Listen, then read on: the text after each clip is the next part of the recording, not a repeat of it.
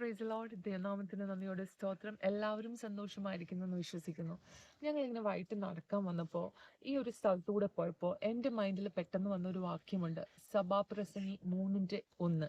എല്ലാറ്റിനും ഒരു സമയമുണ്ട്, ആകാശത്തിന് കീഴുള്ള സകല കാര്യത്തിനും ഒരു കാലമുണ്ട്. ഞാനിത് പറയാൻ കാരണം, ഇവിടെ എൻ്റെ ചുറ്റും ഇപ്പം നോക്കിക്കഴിഞ്ഞാൽ ഇവിടെ നിൽക്കുന്ന മരങ്ങളൊക്കെയും ഇലകൾ കൊഴിഞ്ഞ് ഉണങ്ങി നിൽക്കുന്ന ഒരവസ്ഥയാണ്. എന്നാൽ ഒരു 2-3 ആഴ്ച കഴിഞ്ഞ് ഞാൻ വീണ്ടും ഈ സ്ഥലത്ത് വരികയാണെങ്കിൽ ഇതേ മരങ്ങള് എല്ലാം ചിലർത്ത് നിൽക്കുന്നത് കാണാൻ പറ്റും.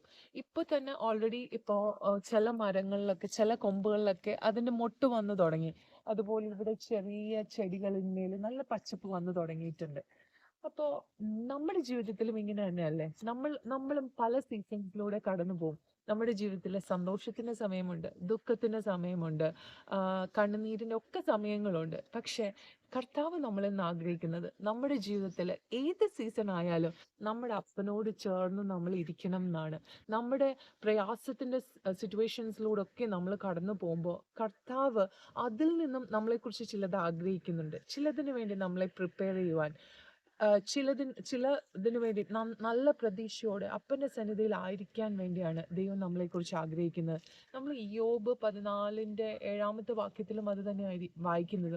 ഒരു വൃക്ഷമായാൽ അതിന് പ്രതീക്ഷയുണ്ട്, അത് വെട്ടിയാലും പൊട്ടിക്കിളിർക്കും എന്ന് പറഞ്ഞതുപോലെ ഈ കൊമ്പുകളിലൊക്കെ അതിന്റെ മൊട്ടുകൾ വന്നു തുടങ്ങിയതുപോലെ അതൊരു പ്രതീക്ഷയുടെ നാമ്പാണല്ലേ. അതുപോലെ നമ്മുടെ ജീവിതത്തിലും നമ്മുടെ പ്രതീക്ഷ, നമ്മുടെ ഹോപ്പ് എന്ന് പറയുന്നത് നമ്മുടെ സ്വർഗീയ അപ്പനാണ്. ആ അപ്പന്റെ കരം പിടിച്ച് മുന്നോട്ട് പോകുവാൻ നമ്മുടെ ജീവിതത്തിന്റെ ഏത് സീസണിലും നമ്മൾക്ക് കഴിയണം. അതിനിടയാകട്ടെ എന്ന് പ്രാർത്ഥിക്കുന്നു. God bless you.